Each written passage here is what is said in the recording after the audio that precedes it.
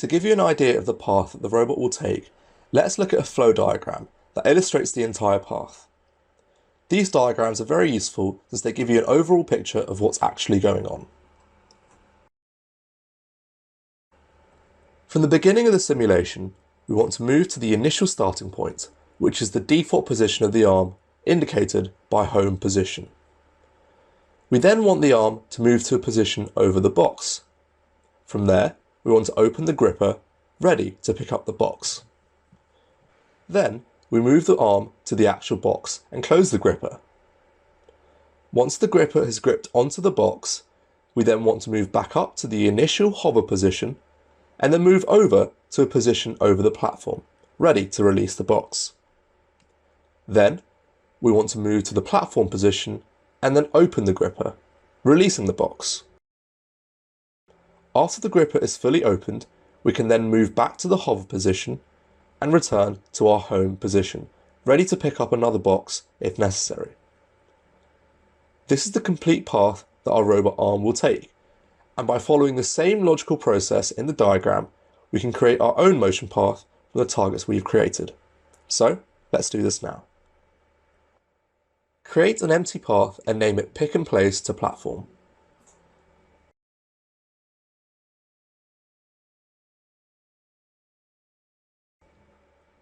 For our instructions, we will only use Move J instructions, since we are dealing with non-linear motion.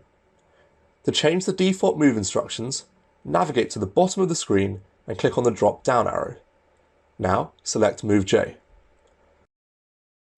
We also want to move exactly to the targets that we have defined, so that the gripper opens and closes at the targets, rather than slightly outside of the targets. This is determined by the zone of the instructions created, as discussed in the introductory tutorials. To change the default zone, click on the drop-down arrow next to Z100 and change this to Fine. Now we can start adding the targets to the path. Follow the diagram and add the correct targets in the right order to the path. For now, do not add anything related to the gripper, just add the positions.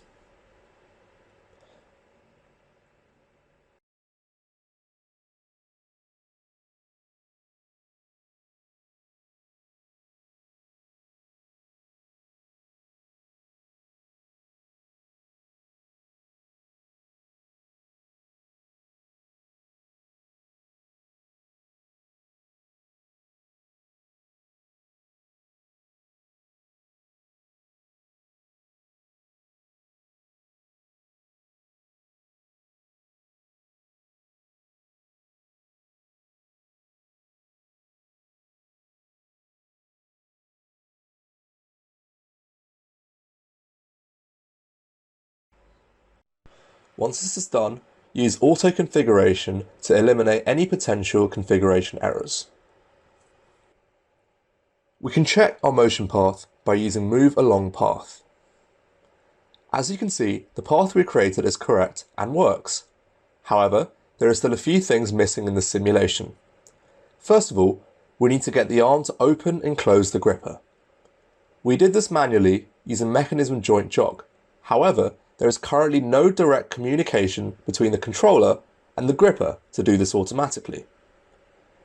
Looking at our diagram, we can see that we need to open the gripper after the arm reaches the hover position. To open the gripper, we need to make the controller set the gripper to open. This is done by setting an output signal. Similarly, we also need an output signal to close the gripper. We need an input signal to the controller that will let us know that the gripper is fully opened and fully closed. We can program these inputs and outputs into our path by adding action instructions. Action instructions are similar to move instructions, but perform an action that we can specify. In our case, we can use action instructions to program the digital input and output signals for the controller. To create an action instruction, right-click on the instruction and click Insert Action Instruction.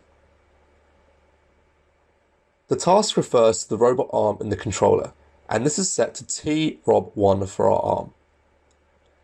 The first instruction we're going to add is to open our gripper by setting an output signal. This is done by navigating to instruction template, then going down to set DO. We will call this output signal open grip and set this as 1.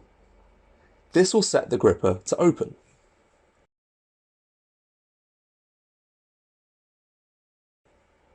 We now also need an input signal to let us know that the gripper has fully opened.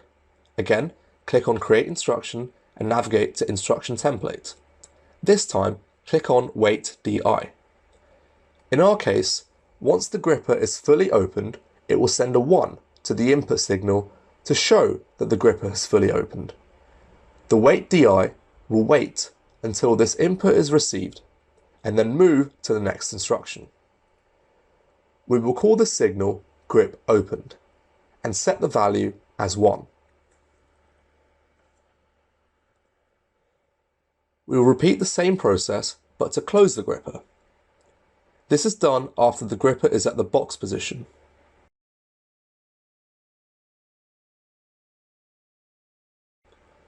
We will once again use a set DO instruction and name the signal close grip. Again, set this to 1. This will set the gripper to close.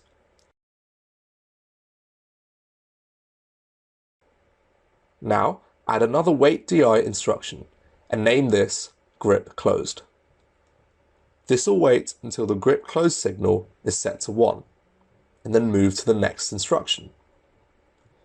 This is important since we need to make sure that the gripper is closed fully onto the box before moving to the platform.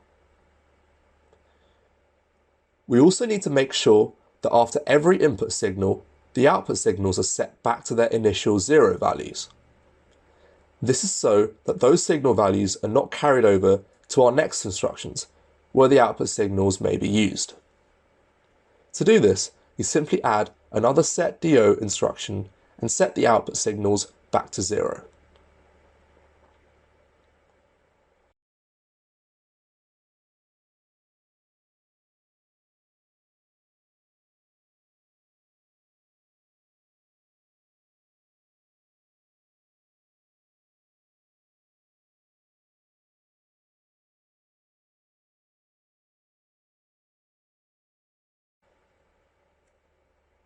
We now need to examine the platform positions. Looking at our diagram, we want the gripper to release the box and open the gripper at the platform position. So, we will add an action instruction here to set our open grip signal to 1. Again, follow the same logic that we used previously.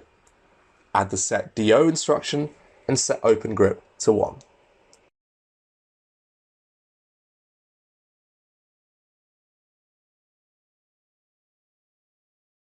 Then, add a wait DI instruction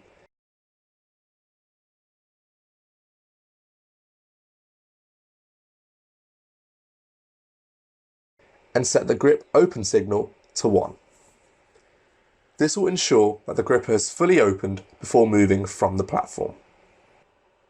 Again, add another set DO instruction to set the open grip signal back to 0 after the input signal.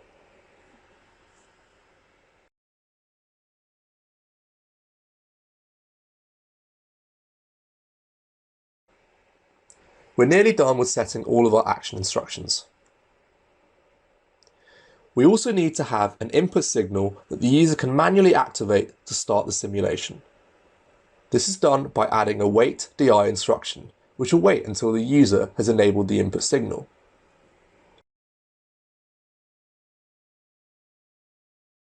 We'll call the input signal start sim. Again, set the value to 1. To make sure that all of the output signals are at their default value of 0 when starting the simulation, we can add set DO instructions to set both of our output signals back to 0 at the beginning of the path, right before the user starts the simulation.